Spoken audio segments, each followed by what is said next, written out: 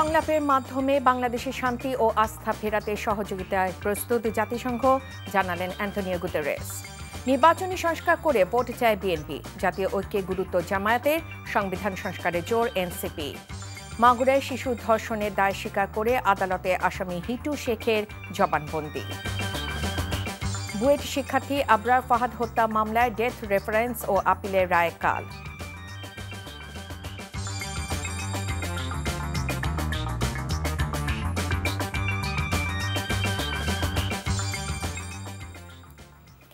আসসালামু আলাইকুম, রায়কা আল হোসেন স্বাগত জানাচ্ছি এনটিভি সন্ধ্যার খবরে। ক্রাউন সিমেন্ট শিরোনাম দেখছিলেন, এবার চলুন পুরো খবরে। প্রধান উপদেষ্টা প্রফেসর মোহাম্মদ ইউনূসের নেতৃত্বাধীন বাংলাদেশের গণতান্ত্রিক ও আইনের শাসন প্রতিষ্ঠায় সংলাপের মাধ্যমে শান্তি ও আস্থা ফেরাতে সহযোগিতায় জাতিসংঘ প্রস্তুত বলে জানিয়েছেন সংস্থাটির মহাসচিব অ্যান্টনিও গুতেরেস। একই সঙ্গে বাংলাদেশের নাজুক পরিস্থিতি থেকে উত্তরণে ডক্টর ইউনূসের নেতৃত্বকে সহযোগিতা করতে আন্তর্জাতিক সম্প্রদায়ের প্রতি আহ্বান জানান তিনি। আর পররাষ্ট্র উপদেষ্টা বলেছেন, বাংলাদেশের সংস্কারের সর্বোচ্চ সহযোগিতা থাকবে জাতিসংঘের। অ্যান্টনিও গুতেরেসের 3 দিনের সফর শেষে রাজধানীর একটি হোটেলে যৌথ সংবাদ সম্মেলনে তারা এসব কথা বলেন। আরও জানাচ্ছেন মুকসিমুল আহসান। যৌথ সংবাদ সম্মেলনের শুরুতেই জাতিসংঘের মহাসচিব অ্যান্টনিও গুতেরেসের বাংলাদেশ সফরের বিভিন্ন কর্মসূচি নিয়ে কথা বলেন অন্তর্বর্তী সরকারের পররাষ্ট্র উপদেষ্টা। সেই সাথে বাংলাদেশের বর্তমান পরিস্থিতিতে তার এই সফরকে গুরুত্বপূর্ণ এবং অর্থবহ বলে আখ্যা দেন তৌহিদ Hossain. This visit is significantly meaningful for the government and for the future Bangladesh. To understand the people's aspirations of the future Bangladesh, the Secretary General graced 3 meetings with youth, civil societies, as well as with members of the reform commissions whose contribution are paving the way for July Charter, the blueprint for country's democratic transition, and draw a political, judicial, electoral, administrative, anti-corruption and police reforms. Antonio Guterres জাতিসংঘ শান্তিরক্ষী মিশনে বাংলাদেশের ভূমিকার প্রশংসা করেন। বলেন, doctor Yunus সরকারের ইতিবাচক উদ্যোগের সাথে আছে জাতিসংঘ। সেই সাথে আন্তর্জাতিক সম্প্রদায়কেও বাংলাদেশের পাশে দাঁড়ানোর আহ্বান জানান তিনি। বাংলাদেশে একটি ক্রান্তিকালীন পরিস্থিতি চলছে। প্রধান উপদেষ্টা ডক্টর ইউনূসের নেতৃত্বে গণতান্ত্রিক বাংলাদেশের প্রতি সবাইকে সমর্থন জানানো উচিত। আন্তর্জাতিক সম্প্রদায়ের উচিত তার নেতৃত্বে একটি পরিবর্তনশীল বাংলাদেশকে সমর্থন করা, একটি সমৃদ্ধ বাংলাদেশের জন্য। শরণার্থীদের অর্থনৈতিক এবং রাজনৈতিক সহায়তা অব্যাহত রাখতে আন্তর্জাতিক সম্প্রদায়ের প্রতি আহ্বান জানাবো। প্রশ্নের উত্তরে জাতিসংঘ মহাসচিব বলেন, মিয়ানমারে যুদ্ধ চলছে, এমন অবস্থায় রোহিঙ্গাদের জোর করে প্রত্যাবাসন কঠিন হবে। The present situation is a situation in which there is heavy fighting. মিয়ানমারে আরাকান আর্মির সঙ্গে দেশটির সেনাবাহিনীর লড়াই চলছে। এমন পরিস্থিতিতে রোহিঙ্গাদের প্রত্যাবাসন কঠিন। An immediate dignified return of the Rohingya refugees. রোহিঙ্গাদের জন্য বাংলাদেশ এখনও যা করছে তা প্রশংসনীয় উল্লেখ করে তিনি বলেন, রোহিঙ্গা সংকট সমাধানে সর্বাত্মক সহায়তায় জাতিসংঘ প্রতিশ্রুতিবদ্ধ। Muksimul Ahsan, NTV news, Dhaka. জাতিসংঘের মহাসচিবের সাথে বৈঠক শেষে বিএনপি মহাসচিব জানিয়েছেন, বিএনপি সংস্কার চায়, তবে এই মুহূর্তে শুধুমাত্র নির্বাচন কেন্দ্রিক সংস্কার শেষ করে দ্রুত নির্বাচনের পক্ষে বিএনপি। আর জামায়াতের নায়েবে আমির ডাক্তার সৈয়দ আবদুল্লাহ মোহাম্মদ তাহের বলেছেন, জাতিসংঘ মহাসচিবের সাথে ঐক্য ও সুষ্ঠু নির্বাচন নিয়ে আলোচনা হয়েছে। জাতীয় নাগরিক পার্টির আহ্বায়ক বলেন, নাহিদ ইসলাম, মৌলিক কিছু সংস্কার না হলে নির্বাচন কাজে আসবে না। বিস্তারিত ইফতেখার রেজার রিপোর্টে। বাংলাদেশ সফরের 3য় দিনে জাতীয় ঐকমত্য কমিশন ও রাজনৈতিক দলগুলোর সাথে বৈঠক করেন জাতিসংঘ মহাসচিব অ্যান্টনিও গুতেরেস। বৈঠক শেষে একে একে গণমাধ্যমে কথা বলেন বিএনপি, জামায়াত, জাতীয় নাগরিক পার্টি সহ অন্যান্য রাজনৈতিক দলের নেতারা। মহাসচিব, আমরা 3টি বিষয় নিয়ে কথা তুলেছি। বিএনপি মহাসচিব বলেন, সংস্কার ও নির্বাচনের টাইম ফ্রেম বাংলাদেশের অভ্যন্তরীণ বিষয়, তবে শুধু নির্বাচন কেন্দ্রিক সংস্কার শেষ করে দ্রুত নির্বাচন হওয়া উচিত বলে জাতিসংঘ মহাসচিবকে জানানো হয়েছে। সেই সংস্কারটা অবশ্যই করতে হবে, কিন্তু সেই সংস্কারটা যত দ্রুত করা যায়, আমরা যেটা বলেছি, আমরা মূলত যে নির্বাচন কেন্দ্রিক যে বিষয়গুলো আছে সেগুলো করে ফেলা, এবং তার দ্রুত ইলেকশন করা এবং একটা পার্লামেন্টের মাধ্যমে বাকি বিষয়গুলোকে আপনার করতে হবে। এটা একটা চলমান প্রক্রিয়া। আর জামায়াতে ইসলামের নায়েবে আমির জানান, নির্বাচন সংস্কার, জাতীয় ঐক্য ও জুলাই অভ্যুত্থানে গণহত্যার বিচার সহ নানা বিষয় তুলে ধরেছেন তারা। আমরা সংস্কারের ব্যাপারে কথা বলেছি, একটা ফেয়ার নির্বাচনের ব্যাপারে আমরা কথা বলেছি, টেকসই গণতন্ত্রের ব্যাপারে আমরা কথা বলেছি এবং জাতীয় ঐক্যের ব্যাপারে আমরা কথা বলেছি। জাতীয় নাগরিক পার্টির আহ্বায়ক বলেন, মৌলিক কিছু সংস্কার না করতে পারলে নির্বাচন কাজে আসবে না, আর গণপরিষদের মাধ্যমেই সংবিধান সংস্কার করতে হবে। যে নির্বাচনকে তো আমরা সংস্কারের একটা প্রক্রিয়া হিসেবে দেখি, সংস্কারের ধারাবাহিকতা হিসেবে দেখি। কোনো রকম সংস্কার ছাড়া নির্বাচন, সংস্কারবিহীন নির্বাচন তো কোনো কাজে দেবে না। এটা অন্য সকল রাজনৈতিক দলও এটার সাথে একমত পোষণ করে।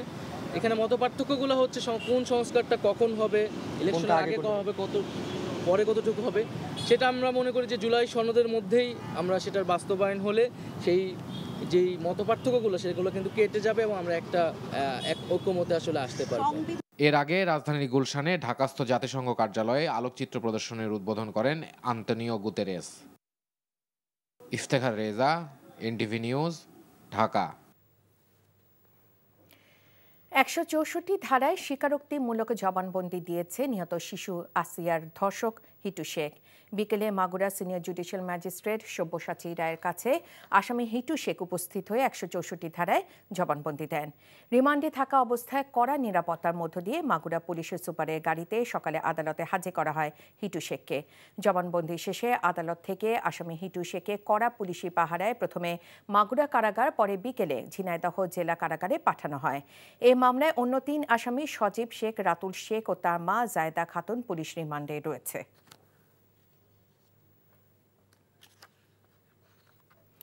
দেশের মানুষের আবেগকে নাড়িয়ে দেয়া শিশু আসিয়া ধর্ষণের ঘটনায় ক্ষুব্ধ ও লজ্জিত খোদ হিটু শেখের এলাকার মানুষ ও তার প্রতিবেশীরা। শুধু মাগুরাবাসী নয়, এই ঘটনায় অভিযুক্তদের অতি দ্রুত বিচার চান তার প্রতিবেশীরাও। স্থানীয়রা বলছেন, এমন স্বভাব ছিল তার দীর্ঘদিনের। অভিযুক্ত এমন পরিবারের সাথে আগামীতে বসবাস করতে চান না তার প্রতিবেশীরাও। বিস্তারিত ইফতেখার রেজার রিপোর্টে। মাগুরায় শিশু আসিয়া নির্যাতন ও তার মৃত্যুর পর দেশে এখন সবচেয়ে ঘৃণিত নাম হিটু শেখ। বিক্ষুব্ধ জনতা ভেঙে গুড়িয়ে দিয়েছে হিটুর বাড়ি। পেশায় রাজমিস্ত্রি হিটু শেখ স্বভাবে শান্ত প্রকৃতির হলেও তার মনের মধ্যে কি চলে তা বোঝা মুশকিল ছিল প্রতিবেশীদের। স্থানীয়রা বলছেন, হিটু শেখের এমন কর্মকাণ্ড নতুন নয়। অতীতেও বাড়ির আশেপাশে নারীদের করতেন উত্ত্যক্ত ও শ্লীলতাহানি। সালিশি বৈঠকে তিনি ভোগ করেছেন শাস্তিও। পাড়া প্রতিবেশী 2-1 মনে করেন যে এই জায়গানকে ছেলে মেয়ে যে জড়াই ধরেছে, মেয়ের একজনের বিটার বউরে জড়াই ধরেছিল। ধরানোর পরে ওরে ধরিয়ে মনে করেন যে আমরা জুতোর মালা টালা গলায় দিছি। গলায় দেওয়ার পরে ও কানে নাকে ঘর দিয়ে বলিছে যে আমি এইসব কাজ মাজা কিছু কোনোদিন করবো না। এর ডাইরেক্ট একবারে ফাঁসি হওয়া উচিত, ঠিক আছে? এই আসলেও যা করেছে আমাদের নিজ নান্দলবাসী আমরা লজ্জিত। তার বিরুদ্ধে প্রতিবেশীদের অভিযোগ, তার এমন কর্মকাণ্ডের জন্য তার পুত্র সজীবের প্রথম স্ত্রীও ঘর ছাড়েন। সেমনি ভেড়ে করে নিয়ে যায় ওই ফুফু বাড়ির দেশের না কোনে নিয়ে যায়, বিয়ে থা করে বাড়ি নিয়ে আসছিল, তার মার আসে ছাড়াই নিয়ে চলে গেছিল। অনেক আগের থেকে খারাপ, আমাদের মেয়েদের পঞ্চুক হইলো করে বেড়াইতো। তা একদিন আমরাই বকাছি, বকার পর থেকে একটু দাবিয়ে গেছিল। আবার ওই বাড়ির পাশের বাড়িরও ওই মেয়েটারও একটা বউ ছিল, ওই বউটারও হইলো করেছিল, জুতোর বাড়ি মারিছে ওর 100টা। লজ্জা ও অনিরাপত্তা বোধের জায়গা থেকে ভবিষ্যতে সেই পরিবারের সাথে বসবাস করতে চান না তার প্রতিবেশীরা। ও বা ওর পরিবার যদি এখানে বসবাস করতে চায় না, এখানে আর কোনো না। ও আসলে এমন আছে, ওর কোনো ভরসা নাই। ও আবারও তো এসে এমন আছে, আমাদেরও তো ধরতে পারে। আর এই নিজ নান্দল গ্রামের কথা আমরা সমাজে বলতে পারতেছি না। এই হিটু শেখের এমন একটা বিচার, এই পরিবারে এমন একটা বিচার হবে যে বিচারে কোনো ধর্ষক নতুন করে আর ধর্ষণের চিন্তাধারা মাথায় না নিয়ে আসতে পারে। ধর্ষণের ঘটনায় শিশুটির মা বাদী হয়ে 4 জনের নামে মামলা করেন। ধর্ষণের অভিযোগে শিশুটির ভগ্নিপতি সজীব, সজীবের ভাই রাতুল, তাদের বাবা হিটু শেখ ও মা জাবেদা বেগমকে গ্রেপ্তার করে পুলিশ। Iftekhar Reza, NTV news, Magura. সারা দেশে অব্যাহত ধর্ষণ, নারী নিপীড়ন এবং মব সন্ত্রাস বন্ধ করতে না পারা, আইন শৃঙ্খলা পরিস্থিতি নিয়ন্ত্রণে আনতে ব্যর্থ হওয়ায় স্বরাষ্ট্র উপদেষ্টা জাহাঙ্গীর আলম চৌধুরী পদত্যাগ দাবি করেছেন কয়েকটি বাম সংগঠনের নেতারা। দুপুরে কেন্দ্রীয় শহীদ মিনারে আয়োজিত প্রতিবাদ সমাবেশে বক্তারা বলেন, জুলাই আগস্ট গণঅভ্যুত্থানের মাধ্যমে স্বৈরাচার পতনের 7 মাস অতিবাহিত হলেও দেশের আইন শৃঙ্খলার কোনো উন্নতি হয়নি, বরং অবনতি হয়েছে। মব সন্ত্রাস, চাঁদাবাজি, হত্যা, ধর্ষণ অব্যাহত আছে। এই অবস্থায় ষষ্ঠ উপদেষ্টা তার পদে থাকার নৈতিক অধিকার হারিয়েছেন বলেও মনে করেন তারা। বলেন, সাগর রুনি, তনু, আফসানা, নুসরাত মুনিয়া হত্যার বিচার এখনো শুরু হয়নি। আসিয়ার ধর্ষণ ও মৃত্যু প্রমাণ করে এই সরকার সেই একই পথে হাঁটছে। প্রতিবাদ সমাবেশের শেষে ঢাকা বিশ্ববিদ্যালয়ে গণমিছিল হওয়ার কথা থাকলেও তা বাতিল করা হয়। এদিকে বাম সংগঠনের পক্ষ থেকে গণমিছিলের আয়োজন করায় তার প্রতিবাদে ইনকিলাব মঞ্চ শাহবাগ থেকে একটি মিছিল নিয়ে বিশ্ববিদ্যালয়ে প্রবেশ করতে চাইলে পুলিশ তাদের সেখানেই আটকে দেয়। নৈরাজ্য বন্ধ করে একটি জাতীয় সংসদ নির্বাচনের মধ্য দিয়ে আপনি বিদায় নেন, অন্যথায় আপনার ভাগ্যেও ফ্যাসিস্ট হাসিনার মতো একই পরিণতি অপেক্ষা করছে। একটা মহল আমার উন্নয়ন ঠিক আছে কিনা, ঠিক মতো হাঁটছে কিনা, কি খেতে পারবো, কেমন করে চলবো, সমস্ত কিছুই যেন ওনারা নির্ধারণ করে দিতে চান। অর্থাৎ মানুষ হিসেবে গণ্য করতে চান না, মনে হয় কোনো জড়োয়া বস্তু অথবা পণ্য হিসেবে তারা দেখতে চান নারীকে। স্বরাষ্ট্র মন্ত্রণালয়ের দায়িত্বে যিনি আছেন সেই জাহাঙ্গীরের পদত্যাগ চাই, সুস্পষ্টভাবে তার পদত্যাগ দাবি করছি। জনগণকে ভোটের অধিকার থেকে বঞ্চিত করতে নানা ষড়যন্ত্র চলছে বলে মন্তব্য করেছেন বিএনপি স্থায়ী কমিটির সদস্য খন্দকার মোশাররফ হোসেন। রাজধানী দিলকুশায় একটি হোটেল, যুবদল, স্বেচ্ছাসেবক দল ও ছাত্র দলের ইফতার মাহফিলে অনুষ্ঠান শেষে একথা বলেন তিনি।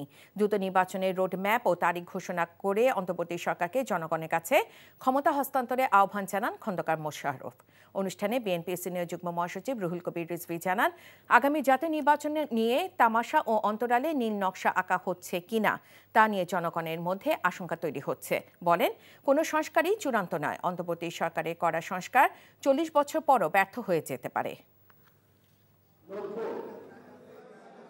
জনগণ 16 বছর যাবৎ এই ভোটের অধিকার থেকে বঞ্চিত। জনগণ প্রত্যাশা করছে ভোটের অধিকার। এই বিষয় নিয়ে কিন্তু নানা ধরনের ষড়যন্ত্র চলছে।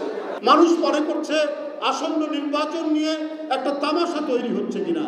এইটা আজকে 16 বছর ধরে যে ভোটাররা সেই ভোটারদেরকে বঞ্চিত করার আবার কোনো নীল নকশা হচ্ছে কিনা, এই ধরনের শঙ্কা, এই ধরনের আশঙ্কা মানুষের মধ্যে তৈরি হচ্ছে।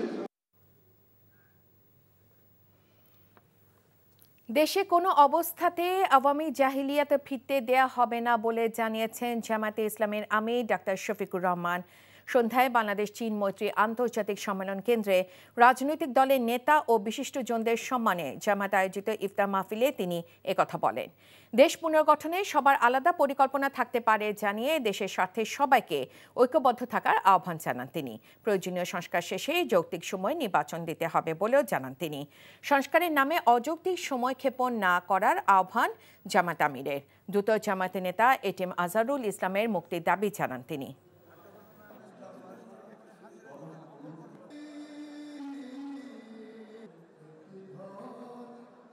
কিন্তু আমার ভাই আজহারুল ইসলাম এখনো মুক্তি পাননি। আমরা এই পাথর এখনো বুকে বহন করে চলছে। আইনের পেশ দিয়ে কেনই বিলম্ব আমরা বুঝতে পারছি না। আমরা চাই যাদের উপরে জুলুম হয়েছে তাদের একজন মানুষের জন্য আর জেলের ভিতরে না থাকে। বাংলাদেশ প্রকৌশল বিশ্ববিদ্যালয় বুয়েটের ছাত্র আবরার ফাহাদ হত্যা মামলায় আসামিদের ডেথ রেফারেন্স, জেল আপিল ও আপিলের ওপর আগামীকাল রায় ঘোষণা করা হবে। বিচারপতি AKM আসাদুজ্জামান ও বিচারপতি সৈয়দ এনায়েত হোসেনের দ্বৈত বেঞ্চে রোববারের কার্যতালিকার 1 নম্বরে রাখা হয়েছে এই মামলাটি। গত 24শে ফেব্রুয়ারি মামলাটি শুনানি শেষ হলে রায়ের জন্য তা অপেক্ষমান রাখে আদালত। 2019 সালে 6 অক্টোবর বুয়েটের শেরে বাংলা হল থেকে তড়িৎ ও ইলেকট্রনিক্স প্রকৌশল বিভাগের 2য় বর্ষের ছাত্র আবরার ফাহাদের লাশ উদ্ধার করা হয়। এ ঘটনায় আবরারের বাবা চকবাজার থানায় হত্যা মামলা করেন। একই বছরে 13 নভেম্বর পুলিশ আদালতে অভিযোগপত্র দেয়। এরপর দীর্ঘ শুনানি শেষে 2021 সালের 8 ডিসেম্বর রায় দেয় ঢাকা দ্রুত বিচার ট্রাইব্যুনাল 1। রায়ে 20 জনকে মৃত্যুদণ্ড ও 5 জনকে যাবজ্জীবন কারাদণ্ড দেওয়া হয়। আসামিরা সবাই বুয়েটের শাখা ছাত্রলীগের বহিষ্কৃত নেতাকর্মী। মুক্তিযুদ্ধের ইতিহাসের মতো জুলাই অভ্যুত্থানের ইতিহাসও যেন কোনোভাবে কেউ বিতর্কিত করতে না পারে সে বিষয়ে সবাইকে সতর্ক থাকার আহ্বান জানিয়েছেন যুব ও ক্রীড়া উপদেষ্টা আসিফ মাহমুদ সজীব ভুঁইয়া। আর আইন উপদেষ্টা আসিফ নজরুল বলেছেন, জুলাই নিয়ে যারা মিথ্যাচার করে তারাই অভ্যুত্থানের শত্রু। বিকেলে জাতীয় জাদুঘরে একটি বইয়ের মোড়ক উন্মোচন অনুষ্ঠানে তারা এসব কথা বলেন। মিসবাহ হাসানের রিপোর্ট। ছাত্র জনতার অভ্যুত্থানের সম্মুখ সারির নেতা আসিফ মাহমুদের নিজের চোখে দেখা স্মৃতি নিয়ে লেখা জুলাই মাতৃভূমি অথবা মৃত্যু বইয়ের মোড়ক উন্মোচন অনুষ্ঠিত হয়। অনুষ্ঠানে আন্দোলনের স্মৃতিচারণ করেন অভ্যুত্থানের নেতারা। বলেন, 120 পৃষ্ঠায় অভ্যুত্থানের পুরো ইতিহাস তুলে ধরা সম্ভব নয়। যার একটা ফ্যাসিজম তৈরি হবে না, এইরকম একটা রাষ্ট্র কাঠামো সমাজ ব্যবস্থা বাংলাদেশে তৈরি করা, সেটার জন্য কাজ করা। আন্দোলন নিয়ে মিথ্যা চর্চা বন্ধের আহ্বান জানান আইন উপদেষ্টা। যখন আমরা দেখি আমাদের জুলাই গণঅভ্যুত্থানে যারা অগ্রসারীর নেতা ছিল তাদেরকে দিয়ে যখন অবাধ মিথ্যাচার চলে, জঘন্য মিথ্যাচার চলে, তখন আপনাদের মনে রাখতে হবে এটা জুলাইয়ের শত্রুদের কাজ। এই মিথ্যাচারকে উন্মোচিত করতে হবে। জুলাইয়ের ইতিহাস যেন কোনোভাবেই বিকৃত না হয় সে ব্যাপারে সবাইকে সচেষ্ট থাকার আহ্বান জানান আসিফ মাহমুদ। যারা জুলাই গণঅভ্যুত্থানে যেভাবেই সম্পৃক্ত ছিলেন সবাই আপনাদের পাঠটা লিখবেন, যাতে করে আমরা অন্তত আগামী 2-3 বছরের মধ্যে জুলাই গণঅভ্যুত্থানের একটা পূর্ণ চিত্র পাই। আমরা যেভাবে দেখি যে মুক্তিযুদ্ধের ইতিহাসকে বিভিন্ন পর্যায়ে বিভিন্ন সময় নানাভাবে ফেব্রিকেটেড করা হয়েছে, সেটা যাতে না হয় সেজন্য আপনারা স্মৃতিতে থাকা অবস্থাতেই সেই স্মৃতিগুলো সংরক্ষণ করবেন। অভ্যুত্থানে বেসরকারি বিশ্ববিদ্যালয় সহ সব প্রতিষ্ঠানের অবদান তুলে ধরে প্রতিটি স্থানের ইতিহাস লিপিবদ্ধ করতে সবাইকে আহ্বান জানান আন্দোলনে নেতৃত্ব দেওয়া নেতারা। Misbah Hasan, NTV news, Dhaka. গাজীপুরে কালিয়াকৈরে ট্রাকের সাথে সিএনজির মুখোমুখি সংঘর্ষে এক নারী সহ 3 জন নিহত হয়েছেন। প্রত্যক্ষদর্শী ও পুলিশ জানায়, সকালে শ্রীপুরে মাওনা চৌরাস্তা থেকে একটি সিএনজি অটোরিকশা যাত্রী নিয়ে কালিয়াকৈরের উদ্দেশ্যে রওনা দেয়। সিএনজিটি মাওনা কালিয়াকৈর আঞ্চলিক সড়কে নামাশুলাই এলাকায় পৌঁছলে বিপরীতমুখী ট্রাকের সাথে মুখোমুখি সংঘর্ষ হয়। এতে সিএনজির সামনের অংশ দুমড়ে মুচড়ে যায়। ঘটনাস্থলে সিএনজি চালক ওবায়দুল সহ 3 জন নিহত হয়। গুরুতর আহত হয় 1 জন। এদিকে মুন্সিগঞ্জে সিরাজদি খানে গাড়ি চাপায় 1 জন নিহত হয়েছে। অপরদিকে সকালে সিরাজগঞ্জে দেওয়াল চাপা পড়ে 2 নির্মাণ শ্রমিক নিহত হয়েছে। আহত হয়েছে 3 জন।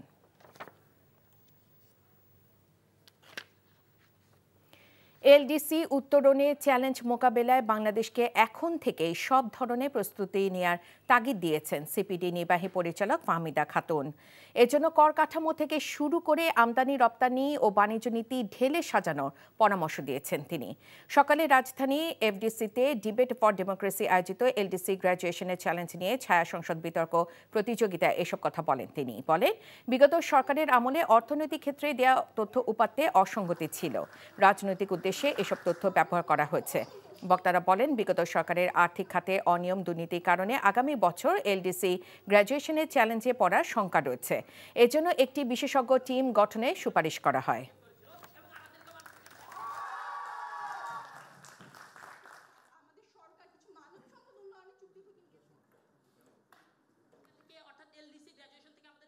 মনে করা হয়েছিল হয়তোবা যে এটা পিছানোর চেষ্টা করা হবে ইত্যাদি, কিন্তু সেই কারণে প্রস্তুতি নেওয়া হয়নি। 25 সালের প্রায় মাঝামাঝি এসে গেছে এবং 24শে নভেম্বর 2026 আমরা গ্র্যাজুয়েট করব। খুব একটা সময় নাই। তারপরে 3 বছরও যদি ধরি, 5 বছর 4-5 বছর সময় কিন্তু খুব একটা বেশি নয়। এই যে আমাদের ব্যাড প্র্যাকটিসগুলা, কিছু কিছু ভালোগুলা যদি আবার বেশি দিন যেটা অপব্যবহার করা হয় তখন কিন্তু একটা ব্যাড প্র্যাকটিস, সেটা থেকে আমরা প্রস্তুতিগুলো নিতে হবে। সংস্কারের নামে নির্বাচন আর না পেছানোর আহ্বান জানান বিএনপি স্থায়ী কমিটির সদস্য মির্জা আব্বাস। রাজধানীর মাদারটেকে সবুজবাগ থানা বিএনপির আয়োজনে 31 দফা সংস্কার নিয়ে কর্মশালায় তিনি একথা বলেন।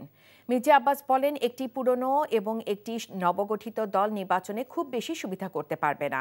এ কারণে সংস্কারে তাদের আগ্রহ। অন্তর্বর্তীকালীন সরকারকে আহ্বান করেন সংস্কারের নামে আর কালক্ষেপণ না করার। বলেন, দেশের পরিস্থিতি সন্তোষজনক নয়। দেশে দুর্বৃত্তায়ন বেড়েছে। সমাবেশে বক্তারা সেখানে আওয়ামী লীগে অনুপ্রবেশ ঠেকাতে কেন্দ্রীয় নেতাদের আরও কঠোর হওয়ার আহ্বান জানান। সংস্কার করে সময় নষ্ট করবেন না। যথাসম্ভব শীঘ্রই নির্বাচনটা দেন। এই দেশের মানুষের যে একটা মানসিক অস্থিরতা কাজ করতেছে, এটা আপনারা বোঝেন না? কিছু কিছু রাজনৈতিক দলের ভয় আছে, নতুন রাজনৈতিক দলের ভয় আছে, অনেক পুরনো রাজনৈতিক দলের ভয় আছে, তারা নির্বাচনে ক্ষমতায় যেতে পারবে না।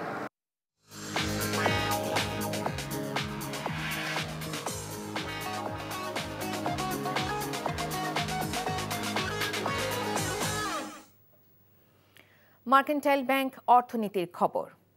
ইতিহাসের সর্বোচ্চ দামে বিক্রি হচ্ছে বাংলাদেশিদের প্রধান খাবার চাল। গত 2 মাসে কয়েক দফায় কেজিতে 17 টাকা বেড়ে মিনিকেটে চাল বিক্রি হচ্ছে 85 টাকায়।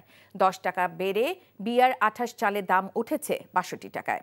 আর নাজিরশাইল ও মোটা চালে বেড়েছে 4 থেকে 8 টাকা। বিক্রেতারা বলছেন চালের বাজারে চলছে সিন্ডিকেটের চালবাজি, আর মিল মালিকরা দায় চাপাচ্ছেন কর্পোরেট কোম্পানিগুলোর উপর। সেলিম মালিকের রিপোর্ট। রাজধানীর কাউরান বাজারে চাল কিনতে এসে বেশ বেকায়দায় ক্রেতারা। নতুন করে আয়না বাড়লেও চালের দাম বেড়েছে রেকর্ড পরিমাণ। আমি যেই কামাই করি সেটা তো কামাই বাড়তেছে না, কামাই বাড়তেছে, চালের দাম ঠিকই বাড়ছে। নিম্ন মধ্যবিত্ত পরিবারগুলো খুব কষ্টে আছে। খুচরা বিক্রেতারা জানালেন মধ্যবিত্তের মিনিকেট BR28, ধনীদের নাজিরশালের সঙ্গে গরিবের মোটা চালের দামও বেড়েছে লাগামহীন হারে। মিনিকেট চাউল 68 থেকে 70 টাকা, সেটা হলো এখন বর্তমানে 85 টাকা। নাজিরশাল 75 থেকে, কোয়ালিটির মধ্যে 85 টাকা। 28 হয়ে গেছে আপনার 62 টাকা। তারপরে স্বর্ণা চাল, গুটি স্বর্ণা ছিল 48 টাকা, এখন হলো 52 থেকে 54 টাকা। রাজধানীর বাদামতলীর বাজারে চালের আড়তদাররা বলছেন তারাও পাচ্ছেন না পর্যাপ্ত পরিমাণ চাল। এবার যেমন অতিরিক্ত মাত্রা ছাড়া বাড়ছে। মিলাদের একটি কথা যে ধান পাওয়া যাচ্ছে না, ধান যা পাওয়া যাচ্ছে অতিরিক্ত দাম। তো ওরা যেভাবে এই উৎপাদন খরচ হয়, তারপরে যে একটা রেট দেয় সে রেট আবার আমরা কিনি। হঠাৎ চালের বাজারে এমন অস্থিরতার পেছনে কারণ কি? আমদানিতে কোনো সংকট রয়েছে? আমাদের প্রচুর চাল বর্ডারে আটকে আছে, যেগুলোর কোনো খরিদ্দার নেই, আমরা বেচতে পারতেছি না। আমাদের এখানে তো কোনো রকম কোনো ইফেক্ট নাই। ঢাকাতে কি করতে পারতেছে আমরা তো বিষয়টা বুঝতে পারতেছি না। 73 টাকা পড়তা হচ্ছে ইন্ডিয়ান চালটা। তবে কুষ্টিয়ার মিল মালিকদের দাবি অস্থিরতার পেছনে কর্পোরেট কোম্পানিগুলোর হাত রয়েছে। এই কর্পোরেট কোম্পানিগুলো এসে প্রথম পর্যায়ে চাষিদের কাছে সম্পূর্ণ ধান তারা কিনে নেয়। এখন আমরা যে ছোটখাটো যে মিলার আছি তাদের সাথে তো আমরা ওই পুঁজি খাটে আমরা উড়াই পারতেছি না। এখন আমাদের কোনো মিলারদের কাছে কোনো ধান মজুদ পাবেন না, বরঞ্চ তাদের কাছ থেকে ধান কিনে এনে আমরা এখন চাল বানাই বেচতেছি। হঠাৎ করে বাজার 200 টাকা ধানের দাম বাড়ছে, এই জন্য চাউলের দাম বৃদ্ধি হয়ে গেছে। বাজার বিশ্লেষকরা বলছেন কর্পোরেট কোম্পানিগুলোর লাগাম টানা না গেলে দীর্ঘমেয়াদে চালের বাজার খুব বেশি স্বস্তির হবে না। এই কর্পোরেটগুলো যদি একসময় অনেক বড় রাঘব বোয়ালের মতো অনেক বড় একটা শক্তিশালী একটা ফ্যাক্টর হয়ে যায়, তখন যত আইনি করেন, যত জিতকারি দেন, তখন তো সামাল দিতে পারবেন না। এখনই মার্কেটে কম্পিটিশনে বাড়ানো যায়, ওদের ক্ষমতা কমিয়ে, ওদের সক্ষমতা কমিয়ে, সে ব্যাপারে আশু পদক্ষেপ নেওয়া উচিত বলে আমি মনে করি। সংকট সমাধানে সরকারকে সমন্বিত উদ্যোগ নেওয়ার আহ্বান এই বিশ্লেষকের। এখানে সিন্ডিকেট হতে পারে। সেলিম মালিক, NTV নিউজ, ঢাকা।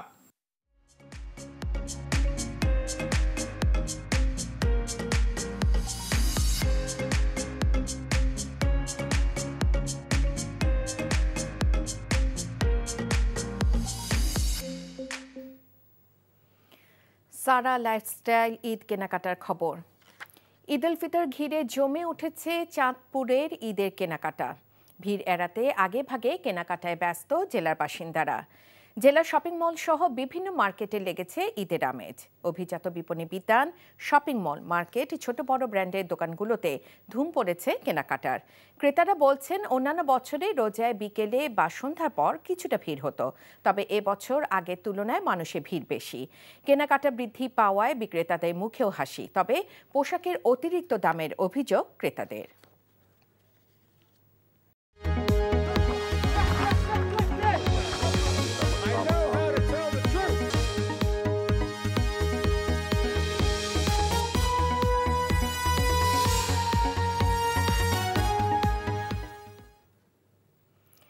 ইসলামী ব্যাংক আন্তর্জাতিক খবর। বিশ্বের 43 দেশ থেকে যুক্তরাষ্ট্রে ভ্রমণ নিষেধাজ্ঞা আরোপের পরিকল্পনা করছে ট্রাম্প প্রশাসন। বার্তা সংস্থা রয়টার্সের প্রতিবেদন বলছে এশিয়ার দেশ আফগানিস্তান, ভুটান সহ 11টি দেশ সম্পূর্ণ নিষেধাজ্ঞায় পড়তে যাচ্ছে। আংশিক নিষেধাজ্ঞা তালিকায় রয়েছে মিয়ানমার, পাকিস্তান, রাশিয়া সহ 10টি দেশ। এসব দেশের নাগরিকদের জন্য যুক্তরাষ্ট্র ভ্রমণে কঠোর বিধিনিষেধ থাকলেও সেটি পুরোপুরি বন্ধ হবে না। ধনী ব্যবসায়িক ভ্রমণকারীদের প্রবেশে অনুমতি দেওয়া হতে পারে, কিন্তু অভিবাসী বা পর্যটন ভিসা বন্ধ থাকবে। অন্যদিকে আফ্রিকার 22টি দেশকে হলুদ তালিকায় রাখা হয়েছে। এই দেশগুলো যুক্তরাষ্ট্রের উদ্বেগ দূর করার জন্য 60 দিন পাবে। যদি এর মধ্যে তারা এসব উদ্বেগ দূর করতে ব্যর্থ হয়, তবে পূর্ণাঙ্গ অথবা আংশিক ভ্রমণ নিষেধাজ্ঞার সম্মুখীন হতে হবে। ভারতে পালিয়ে যাওয়া স্বৈরাচার শাসক শেখ হাসিনার ভাগ্নি ও লন্ডনের সাবেক সিটি মিনিস্টার টিউলিপ সিদ্দিকের বিরুদ্ধে সাক্ষ্য জালিয়াতির অভিযোগ এনেছে দুর্নীতি দমন কমিশন। সংবাদ মাধ্যম টেলিগ্রাফের এক প্রতিবেদনে এ তথ্য জানানো হয়েছে। টিউলিপ রাজনৈতিক প্রভাব খাটিয়ে নিজের ও পরিবারের সদস্যদের জন্য পূর্বাঞ্চলে নিউ টাউন প্রকল্পের সরকারি প্লট বরাদ্দ নিয়েছিলেন বলে দাবি করেছে দুদক। প্রকাশিত অভিযোগপত্রে বলা হয়েছে, ঢাকার গুলশান এলাকার একটি ফ্ল্যাট তার বোন আজমিনা সিদ্দিকের নামে হস্তান্তর করতে জাল নোটারি দলিল ব্যবহার করেছেন তিনি। যুক্তরাজ্যের অর্থ মন্ত্রণালয়ের দায়িত্বে থাকা টিউলিপ দুর্নীতির অভিযোগে চলতি বছরের জানুয়ারিতে পদত্যাগ করতে বাধ্য হন। খবর শেষ করছি, যাবার আগে ক্রাউন সিমেন্ট শিরোনামগুলো আরও একবার জানিয়ে দিচ্ছি। সংলাপের মাধ্যমে বাংলাদেশে শান্তি ও আস্থা ফেরাতে সহযোগিতায় প্রস্তুত জাতিসংঘ, জানালেন অ্যান্টনিও গুতেরেস। নির্বাচনী সংস্কার করে ভোট চায় বিএনপি, জাতীয় ঐক্যের গুরুত্ব জামায়াতের, সংবিধান সংস্কারে জোর এনসিপি। মাগুরায় শিশু ধর্ষণের দায় স্বীকার করে আদালতে আসামি হিটু শেখের জবানবন্দি। বুয়েট শিক্ষার্থী আবরার ফাহাদ হত্যা মামলায় ডেথ রেফারেন্স ও আপিলের রায় কাল। এই ছিল সন্ধ্যার খবরে। এই খবরের ভিডিও সহ আপডেট জানতে ভিজিট করুন এনটিভি অনলাইন www.ntvbd.com। এছাড়াও এনটিভির জনপ্রিয় সব অনুষ্ঠান ও খবরের আপডেট জানতে ভিজিট করুন আমাদের ইউটিউব ও ভেরিফাইড ফেসবুক পেজ। রাত 10:30 রাতের খবর দেখার আমন্ত্রণ জানিয়ে বিদায় নিচ্ছি। এতক্ষণ সাথে থাকার জন্য ধন্যবাদ সবাইকে।